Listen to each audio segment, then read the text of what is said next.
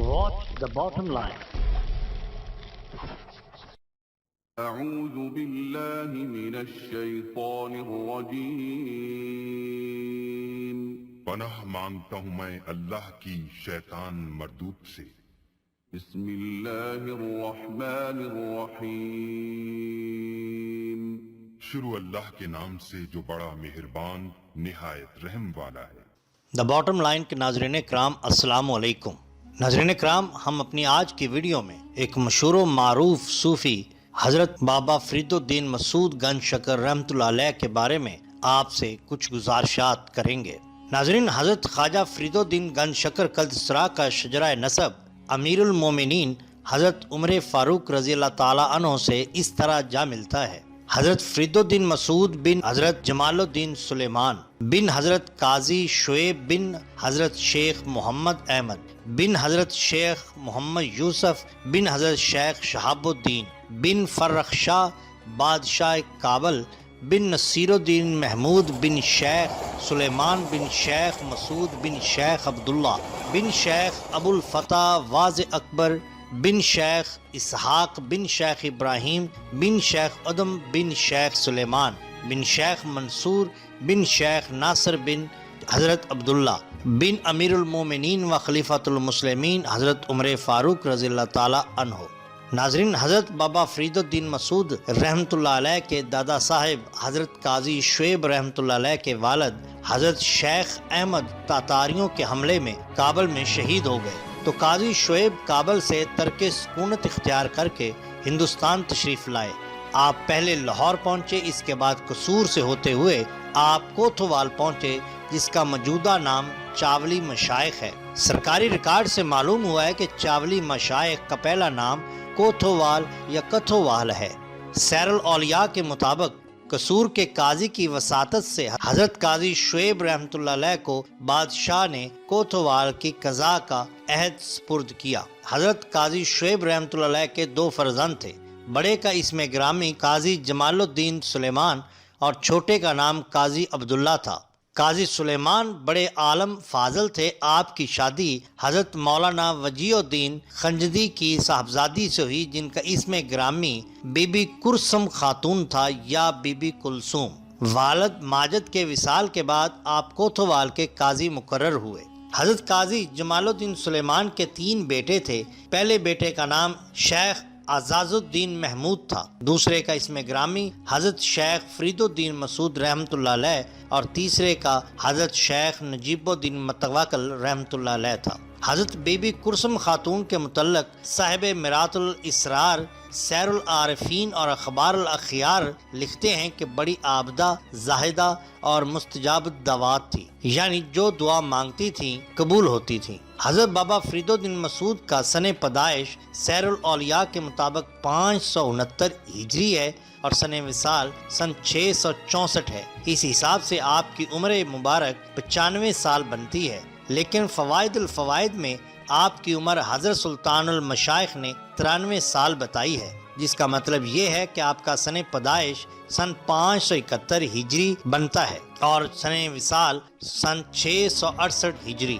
واللہ عالم بالصواب۔ ناظرین کرام، جیسا کہ ہم بتا چکے ہیں کہ شیخ الاسلام خواجہ گنج شکر رحمۃ اللہ علیہ کی والدہ ماجدہ بڑی عابدہ اور زاہدہ، تہجد گزار، ذاکر و شاغل تھی۔ مرات الاسرار اور سیر الاولیاء اور سیر العارفین اور اخبار الاخیار کے ان چاروں مستند اور معتبر کتابوں میں حضرت بی بی کے ظاہری اور باطنی کمالات کا ذکر آیا ہے۔ سیر العارفین میں لکھا ہے کہ ایک رات جب بی بی صاحبہ تہجد اور ذکر و فکر میں مشغول تھیں تو گھر میں چور داخل ہوا اور اس عفت ماب خاتون کے سامنے آتے ہی اندھا ہو گیا۔ اب وہ بھاگنا چاہتا تھا لیکن اندھا ہو چکا تھا، کیا کرتا؟ اس نے آواز دی کہ اس گھر میں ضرور کوئی ایسی ہستی موجود ہے جس کی وجہ سے میں اندھا ہو گیا ہوں۔ اب میں وعدہ کرتا ہوں کہ اگر مجھے آنکھیں مل جائیں تو مسلمان ہو جاؤں گا اور چوری چھوڑ دوں گا۔ حضرت بی بی صاحبہ کو ان کے حال پر رحم آیا اور اس کے لیے خدا تعالیٰ سے دعا کی تو فوراً اس کی آنکھیں بینا ہو گئیں۔ صبح کے وقت وہ چور بال بچوں سمیت حاضر ہوا اور سب کے سب مسلمان ہو گئے۔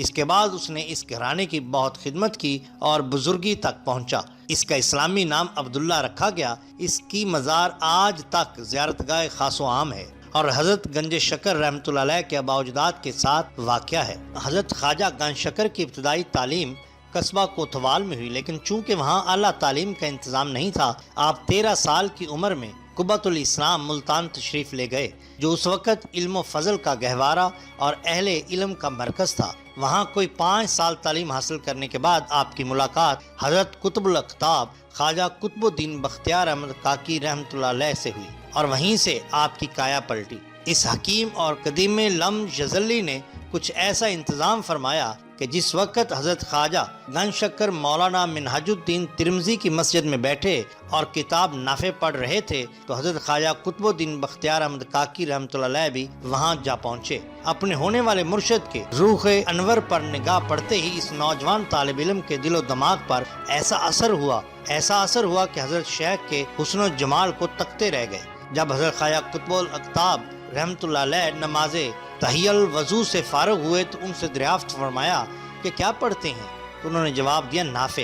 حضرت شیخ نے فرمایا اس سے تم کو نفع ہوگا۔ انہوں نے جواب دیا کہ حضور مجھے نفع تو آپ کی نظر کیمیا سے ہوگا۔ یہ کہہ کر آپ حضرت شیخ کے قدموں پر گر گئے۔ یہ دیکھ کر حضرت خواجہ قطب الاقطاب بہت خوش ہوئے اور فرمایا کہ ظاہری تعلیم کی تکمیل ضروری ہے۔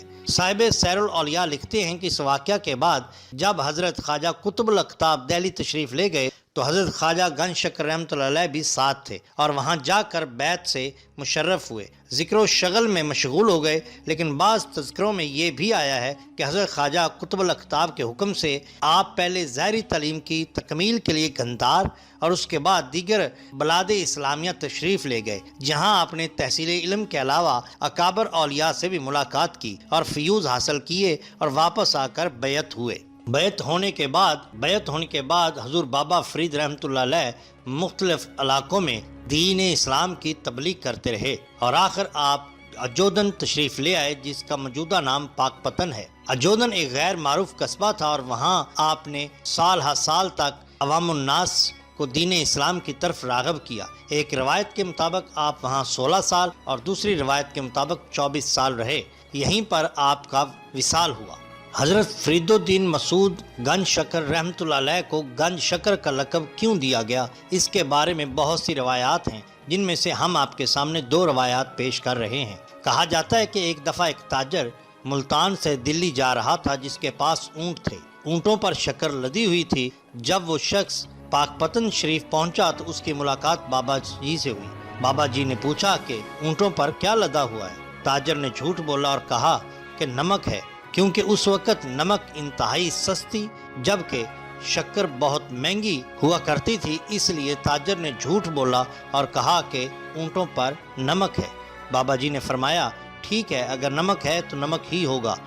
جب وہ تاجر دلی پہنچا تو اس نے دیکھا کہ اونٹوں پر شکر کی بجائے نمک ہے۔ وہ بہت پریشان ہوا، اپنے جھوٹ پر نادم ہوا، فوراً بابا فرید رحمۃ اللہ علیہ کے پاس پاک پتن میں تشریف لایا، آ کے معافی مانگی۔ بابا جی نے فرمایا ٹھیک ہے، اگر وہ شکر تھی تو شکر ہی ہوگی۔ جب اس نے وہاں جا کر واپس دیکھا تو واقعتاً اونٹوں پر نمک کی بجائے شکر پایا۔ اس روایت سے کا لقب گنج شکر پڑ گیا۔ وہی تاجر بعد میں بزرگی کے ایک اعلیٰ مقام پر فائز ہوا۔ ایک اور روایت اسی حوالے سے بیان کی جاتی ہے کہ آپ کو بچپن ہی سے شیرینی بہت پسند تھی۔ جب آپ کی والدہ نماز پڑھنے میں مصروف ہوتی تو اس سے پہلے ہی اپنے کم سن بیٹے کے لیے مصری کی ڈلیاں نکال کر جائے نماز کے نیچے رکھ لیتی، جہاں سے ننھا فرید الدین مسعود مصری نکال کر کھا لیا کرتا۔ کئی بار ایسا ہوا کہ والدہ مصری رکھنا بھول گئیں، مگر آپ جب بھی جائے نماز کا کونا اٹھاتے تو اس کے نیچے سے مصری کی ڈلیاں مل جاتی۔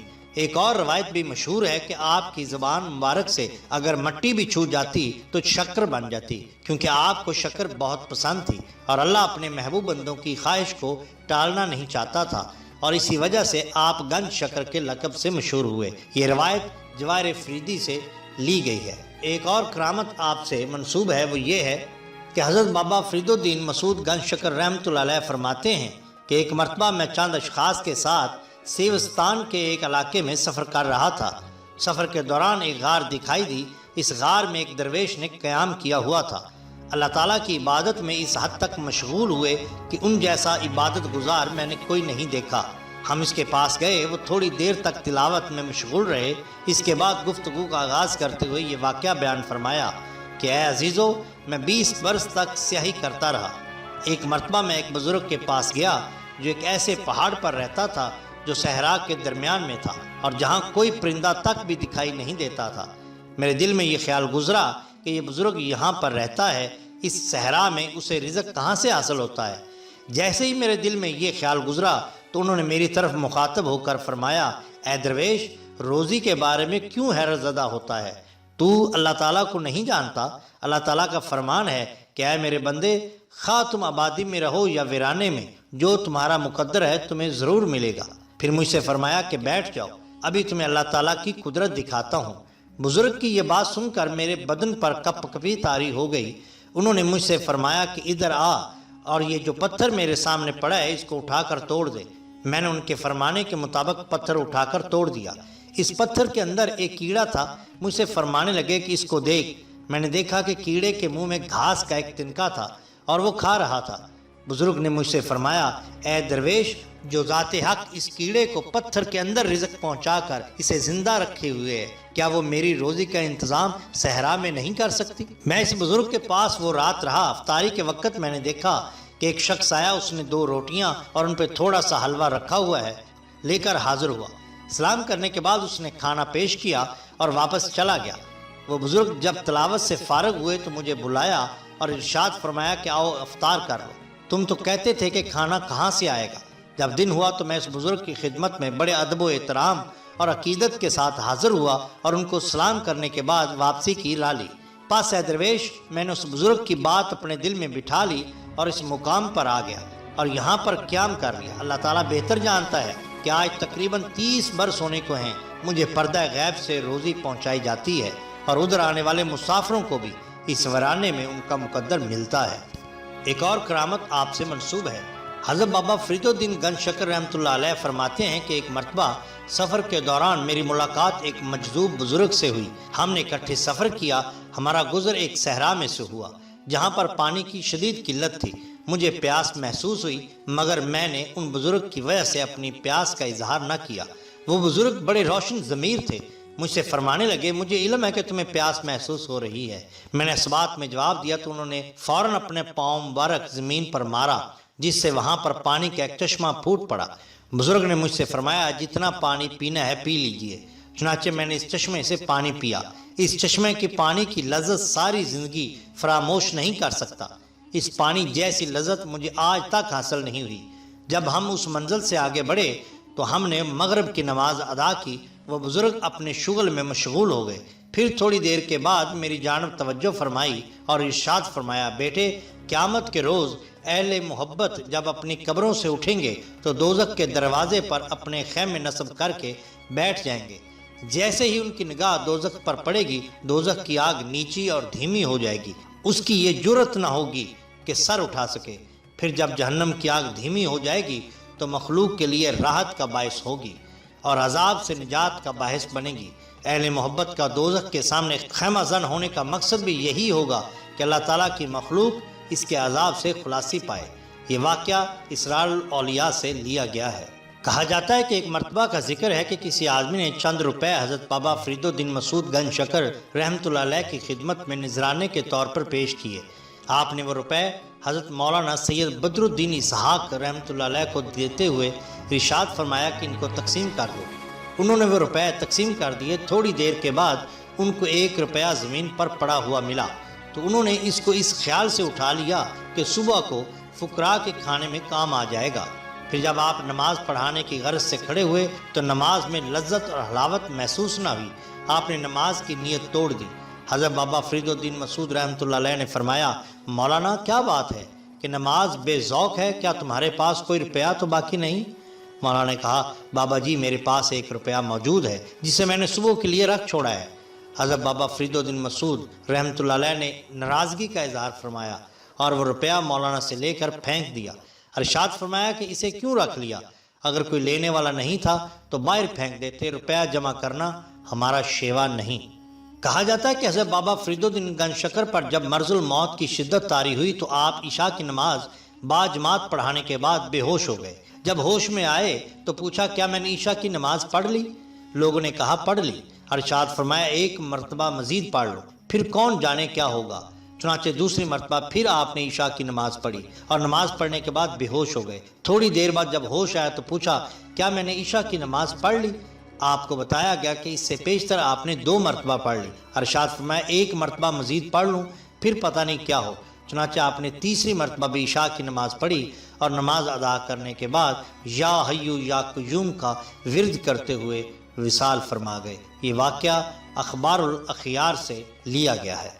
ناظرین اکرام، اللہ تعالیٰ کے فضل و کرم سے اور بوسیلہ سرور کونین محمد الرسول اللہ صلی اللہ علیہ وآلہ وسلم، صحابہ کرام، تبع تابعین اور اولیاء عظام کے میں نے اپنی مدد آپ کے تحت آنکھوں کے لیے فری ہسپتال کا قیام کیا ہے، جہاں پر غریب اور نادار لوگوں کا مفت علاج معالجہ کیا جائے گا۔ ناظرین کرام، یہ ایک بہت بڑا پروجیکٹ ہے جس میں میں اکیلا کچھ نہیں کر سکتا۔ امید ہے کہ آپ اس کار خیر میں میرا ساتھ دیں گے۔ ہمارا مقصد صرف ایک ہی ہے کہ چراغ روشن رہنے چاہیے۔ اگر آپ ہماری مدد کرنا چاہیں تو درج ذیل طریقہ اختیار کر کے آپ ہماری مدد کر سکتے ہیں۔ آپ کا بہت شکریہ۔ اللہ حافظ۔